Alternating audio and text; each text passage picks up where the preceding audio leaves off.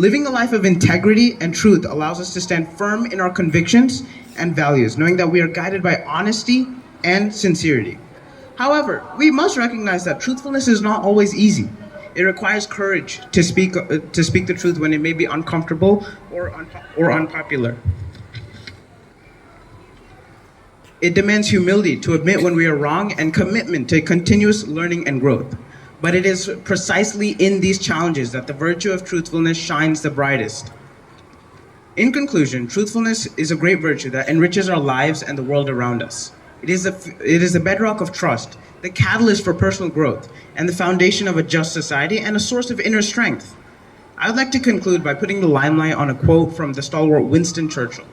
Truth is incontrovertible. Malice may attack it. Ignorance may deride it. But in the end, there it is.